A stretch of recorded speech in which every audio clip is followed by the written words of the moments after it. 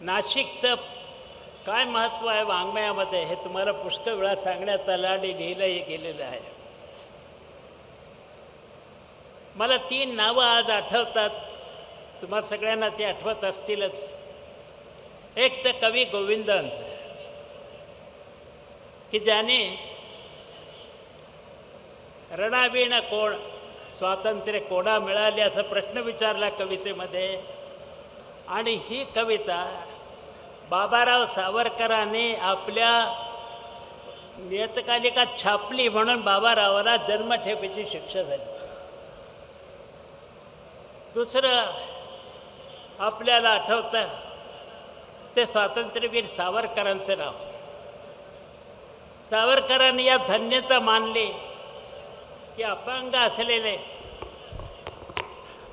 असलेले गोविंद जेव्हा निधन पावले तेव्हा सावरकरांनी आपल्या खांद्यावर त्यांना अंत्यसंस्कारासाठी घेऊन गेले. ते सावरकर ज्याने ने मदसी ने परत मातृभूमीला सागरा प्राण तळमळला असं ते म्हणाले. आणि तिसरं कुसुमाग्रजांचं आहे, ते तर अलीकडचं नाव आहे, तुमच्या सगळ्यांच्या स्मरणात आहे, की कुसुमाग्रजाने गरजा जय जयकार लिहिली, हे आपल्या स्मरणात आहे. पण त्याबरोबरच त्याने मायाबोलीची विनवणी लिहिली. आणि आज आपल्यासमोर जे 2 विषय मी बोलू इच्छितो त्यातला एक आहे मराठीच्या आजच्या सद्यस्थितीविषयी आणि दुसरा आहे लेखकाच्या स्वातंत्र्याविषयी. मराठीची आजची स्थिती काय आहे याविषयीचा एक आपल्या सर्वांच्या अंगवळणी पडलेला आणि पाठ झालेला संवाद आहे. माझ्यासारखा कोणीतरी असं म्हणतो की मराठीचं भवितव्य धोक्यात आहे. आणि मग आमच्या बाळासाहेबांच्या सारखे किंवा भुजबळांच्या सारखे जे सरकारचे लोक आहेत ते आम्हाला साथेचे, आमचं मराठीकडे पूर्ण लक्ष असून आम्ही मराठीचा झेंडा खांद्यावर घेतला आहे आणि मराठीच्याकडे आम्ही तिला वैभवावरती पुन्हा पोहोचू. आता हा संवाद आपण अनेक वेळा ऐकतो. हा संवाद पुन्हा एकदा आपल्यासमोर व्हावा अशी माझी इच्छा नाही. पण मी आता असं म्हणतो की मराठीकडे आपलं लक्ष आहे, म्हणजे काय लक्ष आहे या संबंधीचे काही मुद्दे आपल्यासमोर उपस्थित करावेत असं मी ठरवलं आहे. आपल्याला राज्यघटनेनं जे स्वातंत्र्य दिलं आहे ते स्वातंत्र्य फक्त पशुतुल्य जिवंत राहण्याचं स्वातंत्र्य कलम 21 आपल्याला दिलेलं नाही. आपल्याला आपला विकास करण्यासाठी जी क्षमता लागेल ती क्षमता मिळवण्याचं स्वातंत्र्य हे आपल्या राज्यघटनेनं आपल्याला आश्वासित केलेलं आहे. ही क्षमता मिळण्यासाठी प्रथम म्हणजे मला स्वतंत्रपणे विचार करता आला पाहिजे. दुसरं म्हणजे हा विचार मला माझ्या मातृभाषेत करता आला पाहिजे. आणि तिसरं म्हणजे या विचाराचा विकास होण्यासाठी माझ्या अवतीभोवती माझं शिक्षण मराठीत झालं पाहिजे, माझ्या राज्याचा कारभार मराठीत चालला पाहिजे. इतकंच नव्हे तर मला एखाद्या विषय ज्ञान संपादन करायचं असेल तर अपवाद सोडून देऊ, पण बाकी सर्व ज्ञान मला माझ्या मातृभाषेमध्ये मराठीमध्ये उपलब्ध झालं पाहिजे. तरच हा विकास होऊ शकेल, नाही तर हा विकास होणार नाही. आता या दृष्टीनं प्रत्यक्षात परिस्थिती काय आहे? आता परवाच सरकारने अशी घोषणा केली आहे की मराठी ही मातृभाषा ही आपली आहे, पण महाराष्ट्रात राहणाऱ्या प्रत्येक माणसाला मराठी शिकणं आम्ही अनिवार्य करणार आहोत. आणि शाळेमध्ये मॅट्रिकपर्यंत हे मराठी हे अनिवार्य विषय म्हणून शिकवलं जाईल. चांगला अभिनंदनीय निर्णय. इच्छा एवढीच आहे की हा लवकर अंमलात यावा आणि खरंच अंमलात यावा. आता याच्या पलीकडं आपली आज परिस्थिती काय आहे? एक उदाहरण मी आपल्याला सांगतो. आमचा गैरसमज असा आहे की इंग्रजी शिकल्याशिवाय आपल्याला डॉक्टर होता येत नाही आणि इंजिनियर होता येत नाही. कोणी शिकवलं मला माहीत नाही. त्यासाठी एक सेमी इंग्रजी नावाचा एक फार विचित्र प्रकार आपल्या शाळांच्यामध्ये आहे की ज्यामध्ये विज्ञान आणि गणितासारखे विषय, हे प्राणीशास्त्रासारखे विषय हे इंग्रजीत शिकावे लागतात आणि बाकीचं मराठीत शिकवलं जातं. चीनमध्ये काय परिस्थिती आहे? दुसऱ्या देशात रशियामध्ये काय परिस्थिती आहे? तिथली मुलं हे विषय काय इंग्रजी शिकतात आणि बाकीचं रशियनमध्ये शिकतात, असं आहे का? मग आमच्याकडे आम्हाला हा आत्मविश्वास का नाही की मराठीमध्ये विद्यार्थ्याला आम्ही तितकंच चांगलं विज्ञान शिकवू शकतो? आपण आता इतिहास विसरून गेलो, पण इंग्रजांचं राज्य 1818 साली जेव्हा महाराष्ट्रात आलं त्यानंतर 4-5 वर्षामध्ये 10 वर्ष झाली असतील जास्तीत जास्त, कायद्याची मोठी पुस्तकं, अगदी मुदतीच्या कायद्यासहित 200-300 पानाची पुस्तकं मराठीमध्ये प्रसिद्ध झालेली आहेत. त्यावेळेला परिभाषेची अडचण, कमिट्या वगैरे काही भानगड नव्हती, पुस्तकं आली. दुसरं उदाहरण मी आपल्याला हैदराबादच्या निजामाचं सांगेन की त्यांनी ठरवलं की राजभाषा उर्दू आहे, तसंच शिक्षणाची भाषा उर्दू पाहिजे. मॅट्रिकपर्यंत नव्हे तर MSc प्राणीशास्त्र, MSc झुऑलॉजी ह्या विषयसुद्धा उर्दूत शिकवला जात होता आणि त्याची उर्दू पुस्तकं होती. हे आमच्याकडे होऊ शकत नाही का? त्याच्यावर चर्चा होते की परिभाषा कुठं आहे, मग काय करायचं आहे? याचं उत्तर आमच्याकडे होतं, आम्ही विसरलो. विद्यापीठीय पाठ्यपुस्तक निर्मिती मंडळ नावाचं एक फार चांगलं मंडळ महाराष्ट्र सरकारने स्थापन केलं होतं. मेघश्याम पुंडलिक रेगेसारखे माणसं होते आणि यांनी उदाहरण तुम्हाला सांगायचं तर पाश्चात्य तत्त्वज्ञानाचा इतिहास सारखा एक अप्रतिम पुस्तक पाठ्यपुस्तक निर्मिती मंडळांनी काढलेलं आहे. एकापेक्षा एक उत्तम पुस्तक मराठीची त्या मंडळांनी काढली. पुढे काय झालं माहीत नाही. कदाचित सरकारला वाटलं असेल की इतकं चांगलं काम आपण कशाला करायचं, तेव्हा हे दुसऱ्या कोणाला करू द्या आपण. मग त्यांनी ते पाठ्यपुस्तक मंडळच गुंडाळून फेकून दिलं. आता हे काम बंद आहे. आपल्याकडे आता व्यवहाराची भाषा मराठी असली पाहिजे म्हणून आपण सांगतो. व्यवहारामध्ये बँकेचा व्यवहार येतो का नाही? आता या बँकेच्या व्यवहाराची गंमत तुम्हाला सांगतो की तुम्ही जर आंध्रमध्ये असाल तर बँकेचे सर्व फॉर्म, पैसे भरण्याचा असेल, कर्ज मागण्याचा असेल, ते सगळे तेलुगूमध्ये आहेत. तेलुगू आणि इंग्रजी अशा भाषेत आहेत. महाराष्ट्रात मात्र मराठी आणि इंग्रजी अशा तऱ्हेचा फॉर्म बँकेमध्ये मिळत नाही. आणि हे करणं काही फार अवघड आहे काय? त्या निर्मला सीतारामन नावाच्या आपल्या अर्थमंत्री चांगल्या बाई आहेत. आमच्यापैकी ह्या सगळ्या मोठ्या मंडळींनी कोणी त्यांना सांगितलं की महाराष्ट्रातल्या लोकांना तुम्ही असं का केलं? तिथं मराठी आणि इंग्रजी असं इथं तुम्ही द्विभाषिक सगळ्या बँकांच्यामध्ये असे फॉर्म्स पाहिजे. छोट्या छोट्या गोष्टी मी आपल्याला सांगतो. आता आणखी 2 गंभीर गोष्टी मी आपल्याला सांगतो की जेव्हा गोमांतक स्वतंत्र झाला त्यानंतर त्या काळात एक कायदा झाला. या कायद्यात असं होतं की कोकणी ही राजभाषा असेल आणि मराठीला बरोबरचा दर्जा असेल म्हणून सर्व शासकीय परिपत्रक आणि हुकूम हे मराठीमध्ये कोकणीच्या बरोबरच छापले जात होते. मी तिथल्या न्यायाधीशांची निवड करताना कारण मी निवड पुष्कळ 2 वेळा केलेली आहे, तर त्यावेळेला त्याच्यातसुद्धा असं होतं की त्या न्यायाधीशाला एकतर मराठी आलं पाहिजे किंवा कोकणी आलं पाहिजे. पुढे काय झालं? ज्याला कोकणी येत नाही आणि मराठी येत नाही त्या माणसांनी आपली नावं कोकणी असं लिहायला मातृभाषा चालू केलं आणि आमच्या सरकारनं कंट्रोल केलं. मतं ही इतकी विलक्षण गोष्ट आहे की माणसं काय वाटेल ते. या गोव्यामध्ये आता मराठीचं हे काढून टाकलं आहे, कायद्यात दुरुस्ती केलेली आहे. मराठीचं ज्ञान आता सरकारी नोकरीच्यासाठी आवश्यक नाही. कसं झालं हे? महाराष्ट्राच्या सरकारने निदान याचा निषेध तरी कधी केला का? दुसरं उदाहरण तुम्हाला कर्नाटकचं सांग. बेळगाव नावाचं गाव आहे. या बेळगावमध्ये तुम्ही जर गेलात तर सर्व पाट्या फक्त कन्नडमध्ये आहेत, फक्त कन्नडमध्ये आहेत. मी कन्नडचा विरोधक नाही. कन्नड भाषेनं जे ललित वाङ्मयामध्ये श्रेष्ठ स्थान मिळवलेलं आहे त्याची बरोबरी भारताची दुसरी कोणतीही भाषा करू शकत नाही, मला माहीत आहे. पण काय पद्धतीनं राज्यकारभार चालू आहे का म्हणून कन्नडमध्ये आहे तर तिथे खाली इंग्रजीतसुद्धा नाही. कारण इंग्रजीत जर नाव असेल तर तुम्हाला हे कार्यालय कोणाचं आहे ते कळेल. हे कळू नये, तुम्हाला कन्नडच शिकलं पाहिजे यासाठीची म्हणून ही कोंडी आहे.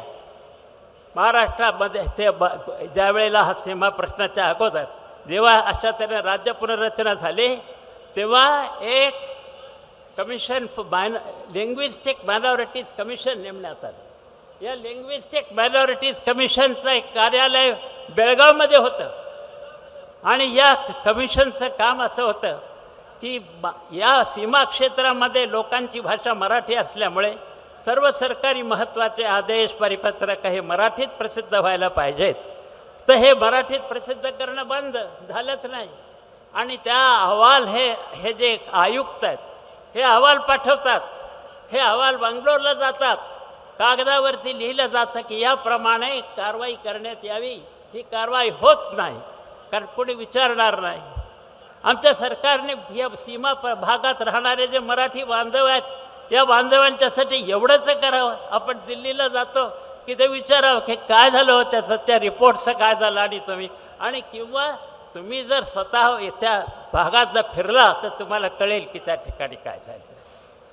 एकदा मी सुप्याचं म्हणजे डिस्ट्रिक्ट जज ज्या वेळेला कारवारचे मला भेटले तेव्हा ते सांगत होते की त्यावेळेला सुपा असा होता की एकाही साक्षीदाराला मराठीशिवाय काहीच येत नव्हतं. म्हणून त्याची जबानी समजण्यासाठी आम्हाला भाषांतरकार सरकारतर्फे नेमावा लागला होता कारण आम्हाला काहीच कळत नव्हतं. अशी परिस्थिती. आज ही परिस्थिती राहिलेली नाही. स्वाभाविक आहे ना. त्या मुलांच्या समोर तिथं राहणाऱ्या लोकांच्या समोर आपल्या भवितव्याचा प्रश्न होता. त्यांची कोंडी जेव्हा व्हायला लागली तेव्हा त्यांनी पुष्कळाने हे मराठीचा आग्रह सोडून दिला. आपण त्याला जबाबदार. हे जर करायचं असेल आणि आपल्याकडे अशी परिस्थिती आहे की आपल्याला काहीही गैरसमज येतो. आता ज्याला तुला डॉक्टर व्हायचं ना इंजिनियर व्हायचं मग इंग्रजी तो असलं पाहिजे. इंग्रजीत माध्यम घेतलं म्हणजे त्याला इंग्रजी येतं हा समज चुकीचा आहे. 2-4 वाक्यसुद्धा नीट बोलता येणार नाहीत असे लोक मॅट्रिकमध्ये पहिल्या वर्गात येतात इंग्रजी माध्यमामध्ये. तेव्हा आणि दुसरं असं की सगळे शास्त्रज्ञ असं सांगतात भाषाशास्त्रज्ञ की तुम्ही या लहान वयामध्ये मुलांना 2 भाषा शिकवल्या दोन्हीमध्ये ते प्रावीण्य मिळवू शकतात. मग आमच्या महाराष्ट्रातली मुलं इंग्रजी आणि मराठी या दोन्हीमध्ये प्रावीण्य मिळवू शकतात. ते काय बुद्धीने कमी आहेत काय. पण आम्हीच त्यांच्याविषयीची शंका व्यक्त करतो. आता याचाही सुद्धा सरकारने विचार करायला पाहिजे.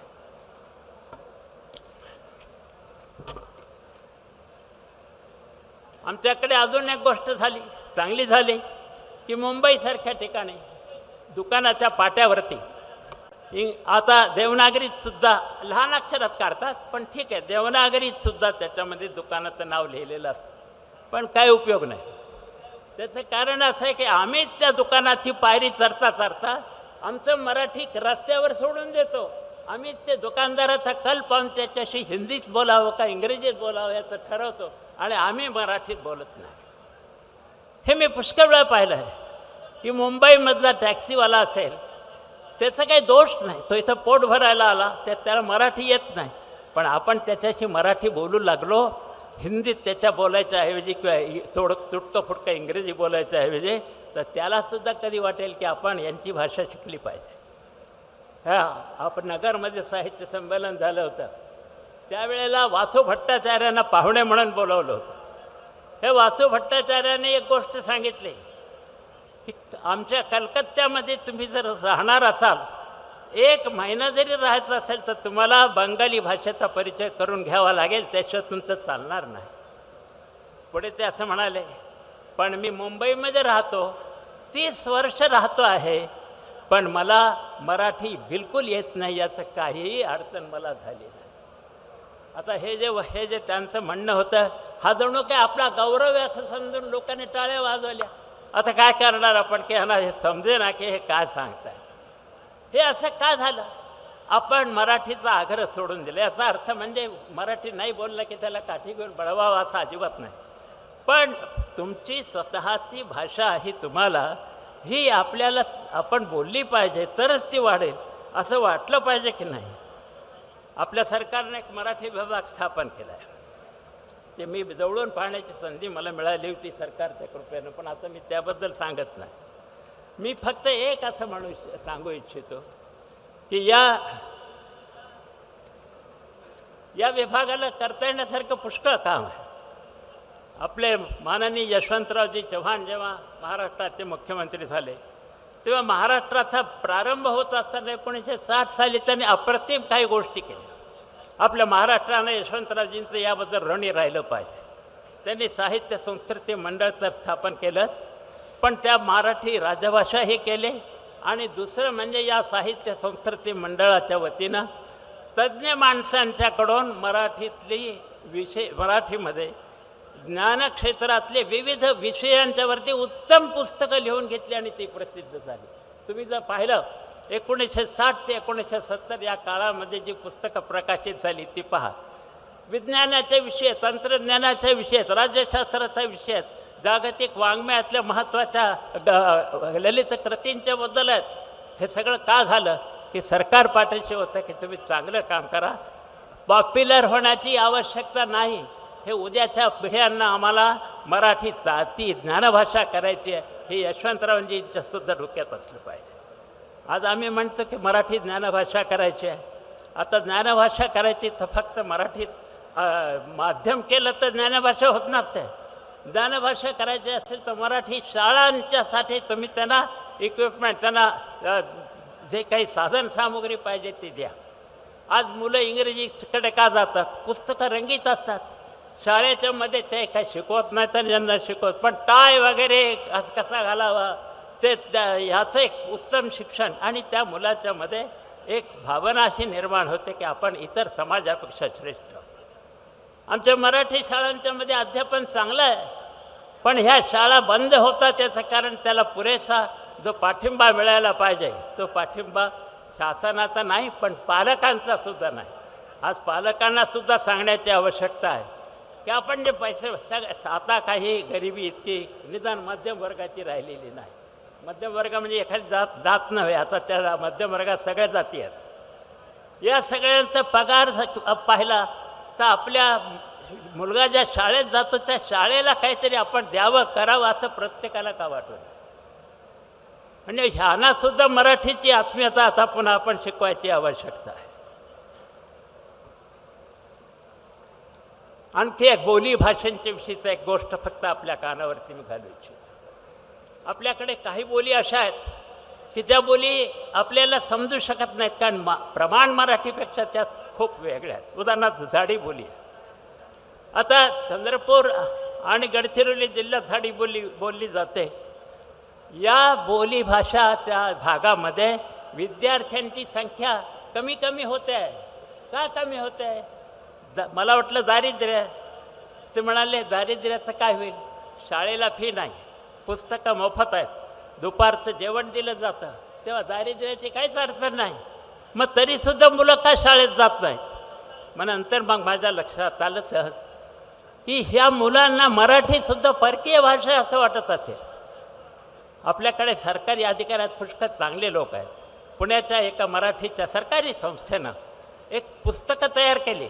एका पानावर झाडी बोली आणि दुसऱ्या पानावरती मराठी. उत्तम होतं. मग त्या मुलाला आपल्या बोलभाषेतला सुद्धा शब्द कळत होता, त्याचा मराठी प्रतिशब्द कळत होता. आणि मी नाव सांगत नाही, पण हे चांगला उपक्रम एका मोठ्या उच्च पदस्थ सरकारची पदस्थानी बंद पाडला की आम्हाला नको. हे असं का होतं? त्या सगळ्या लोकांना आपण असं. आणि एक लक्षात घ्या, आपल्या राज्यघटनेचाही असा आग्रह नाही की सर्व छोट्या छोट्या लोकांच्या भाषा संस्कृती बोली नष्ट करा आणि सर्व देशात एकच भाषा असली पाहिजे आणि एकच संस्कृती असली पाहिजे असं भारताच्या राज्यघटनेत म्हटलेलं नाही. आणि आपलाही तसा आग्रह अजिबात नाही. म्हणून आपल्याला ह्या आदिवासींचा त्यांना ह्याच्यात आणायला पाहिजे मूळ प्रवाहात. पण होत असताना त्यांना आपण काय करायला पाहिजे की त्यांच्या संस्कृतीचं रक्षण होईल अशा पद्धतीने करायला पाहिजे.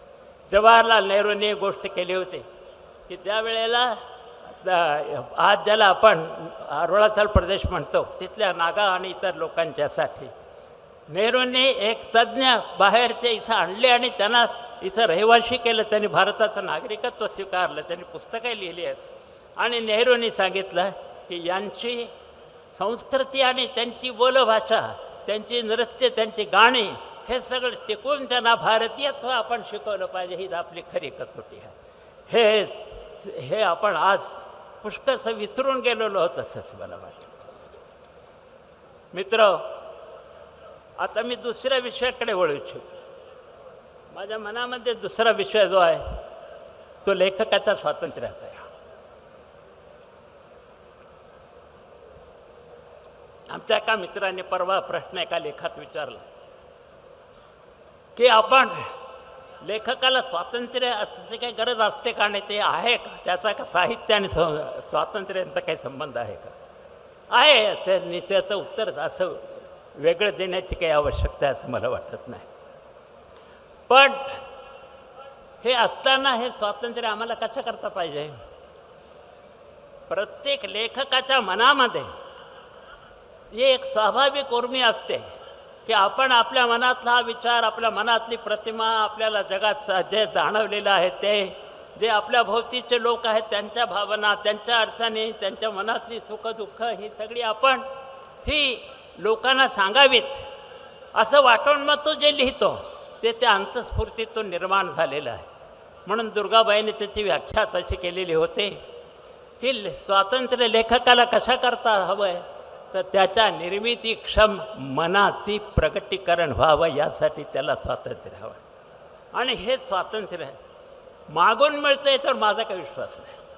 स्वातंत्र्य त्याची किंमत चुकवावी लागते तरच ते आपल्याजवळ कायमचं राहतं.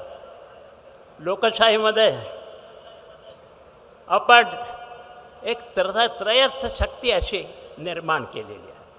ते ज्याला बफर म्हणतात ना इंग्रजीमध्ये, मला इंग्रजी शब्द वापरावा वाटत नाही पण बफरला निश्चित शब्द मला माहीत नाही की म्हणून राजसत्ता आणि जनता यांच्यामध्ये एक शक्ती तिसरी लागते.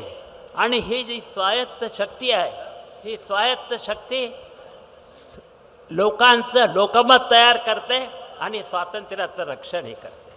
म्हणून याला सिव्हिल सोसायटी असं नाव आहे. ह्या सिव्हिल सोसायटीचा चुकीचा समज अनेक ठिकाणी झाला, चुकीचा व्यापारही झाला असेल, पण प्रत्यक्षामध्ये सिव्हिल सोसायटी ही आवश्यक आहे, कारण त्याच्याशिवाय स्वातंत्र्याचं रक्षण हे आपल्याकडे होणार.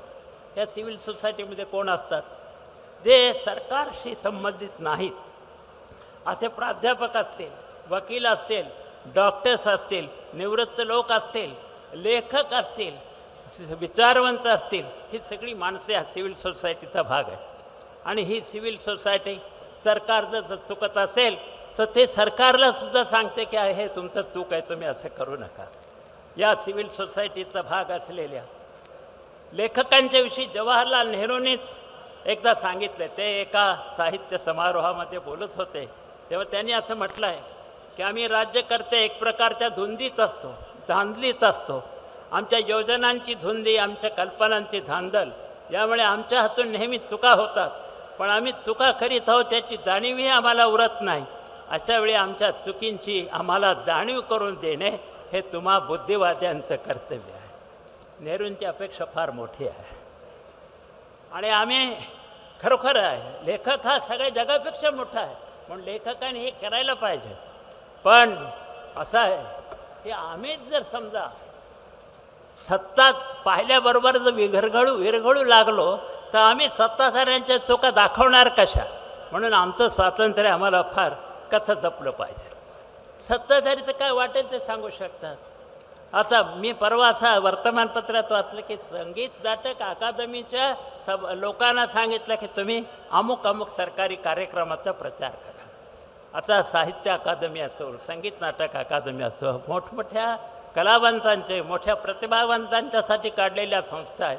या संस्थांचं स्वातंत्र्य, त्यांची स्वायत्तता हा आपल्या देशासाठी फार महत्त्वाचा काळ आहे. आणि हे आपण जर ओळखलं नाही तर हळूहळू आपण या सगळ्या स्वातंत्र्याच्या पाला मुकू आणि याची जबाबदारी शेवटी आपल्या सगळ्यांच्यावर असेल. दुर्गाबाई भागवतांनी एक आपल्या भाषण 1975 त्यांचं एक भाषण साहित्य संमेलनातलं नव्हे, बाहेर झालेलं आहे. त्यात जे सांगितलं त्याचा भाग मी तुम्हाला थोडासा वाचून दाखवतो. जगात विचार स्वातंत्र्यावर निष्ठा असलेल्यांनी मुक्त विचारांची अपरिहार्यता मानली आहे. नेपोलियन बुद्धिमंतांना कसपटासमोर सारखं मानू लागला तेव्हा अनेक बुद्धिवंत आणि कलावंत फ्रान्स सोडून देशोधडीला लागले, पण त्यांनी विचार स्वातंत्र्य सोडलं नाही. गेल्या 200 वर्षात असे अनेक प्रसंग आले पण तिथले लेखक आणि विचारवंत हे झुंज देण्यासाठी पुढे आले, त्यांनी पाठ दाखवले नाही. हजारो लेखकात असे 2 जरी निघाले तरी त्यामुळे राष्ट्र तेजस्वी बनतं. राष्ट्र म्हणजे व्यक्तींचा समूह नव्हे, व्यक्तिमत्व असलेल्यांचा समूह म्हणजे राष्ट्र. आता स्वतंत्र विचार करू पाहणारे जे शकणारे लोक आहेत, त्यातूनच व्यक्तिमत्व त्यांचं घडत असतं. आणखी एक गोष्ट शेवटी आपल्याला मी सांगतो की आपला एक समज असतो की व्यक्ती स्वातंत्र्यावर, लेखकाच्या स्वातंत्र्यावरती बंधन सरकार फक्त घालतं. हे खरं नाही. त्याचं कारण असं आहे की सरकार जेव्हा बंधनं घालतं तेव्हा त्या नियमाच्या किंवा कायद्याच्या विरोधामध्ये आपण न्यायालयात जाऊ शकतो. पण जेव्हा झुंडशाही एखाद्या वेळेला तुमचं नाटक बंद पाडते, तुमचं पुस्तक जाळते, तुम्हाला बोलू देत नाही, ते काही सरकारने सांगितलेलं नसतं. आपल्या समाजात जर असहिष्णुता वाढली, आमची उदारता जर संपली, दुसऱ्याला बोलायचा अधिकार नाही, मी म्हणतो तेच खरं, अशी वृत्ती जर सुरू झाली तर त्यातून लोकशाहीचं संपेलच, पण त्याचबरोबर लेखकांचं स्वातंत्र्यसुद्धा जाईल. आता ही अशी गंभीर परिस्थिती आहे. याचं फार थोडक्यामध्ये मी आपल्यासमोर हे दिलं. परवा आमच्या लोकेश शेवडेंनी जे आपल्या लेखामध्ये जे इस्किलारमधल्या पात्राचं उदाहरण दिलेलं आहे, त्याचं 2च वाक्य मी आपल्याला सांगतो की शहाणा असशील तर लिहू नको, लिहिलेस तर कोणाला वाचून दाखवू नको, पैसा असेल तर पोटभर खा, नाही तर उपाशी राहून झाडाप्रमाणे वाळून जा, पण कागद आणि शाई यांच्याशी संबंध येऊ देऊ नकोस. हा शहाणा माणूस, की शहाणा असशील तर लिहू नको. असाच एक शहाणा माणूस निघाला. तो शहाणा माणूस जो होता त्याचं नाव पेरुमल मुरुगन.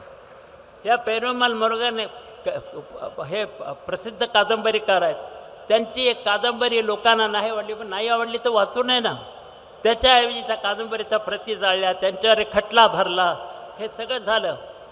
हे पेरुमलने शेवटी काय केलं, त्याने मुरुगननी असं केलं की जाहीर केलं की पेरुमल मुरुगन नावाचा लेखक मेला आहे. यापुढे आता फक्त एक माणूस म्हणून ते काही दिवस मी जगणार आहे, ते वेगळं आहे. आता हे जे त्याचं म्हणणं होतं, हे आपल्या देशाच्या स्वातंत्र्याचं चिन्ह होतं काय? हे आपल्या देशात व्यक्ती स्वातंत्र्याचं चिन्ह होतं काय? तर उलट आपल्या सगळ्यांना चिंतेत घालील अशा तऱ्हेचा हा प्रसंग होता. मित्र, या नाशिक नगरीमध्ये जिथं स्वातंत्र्याचा हुंकार अनेक कवींनी मांडला, जिथं कुसुमाग्रजांच्या सारखे कवी हे समतेच्या लढ्यामध्ये दलितांच्या बाजूने गेले आणि ज्यामुळे त्यांना स्वतःला मार खावा लागला, असं हे जे जागृत असलेलं गाव आहे, या गावामध्ये अशी आपण अपेक्षा करू की ह्या लोकांच्या प्रत्येकाच्या स्वातंत्र्याचा, लेखकांच्या विचारवंताच्या स्वातंत्र्याचा आदर करणारा एक समाज, उदार समाज, स्वायत्त उदार समाज निर्माण होईल, ही अपेक्षा करण्यासाठी नाशिकपेक्षा दुसरं अधिक चांगलं स्थळ मला आढळत नाही. मित्र, मी तुमचा फार फार आभारी आहे. एबीपी माझा, उघडा डोळे बघा नीट.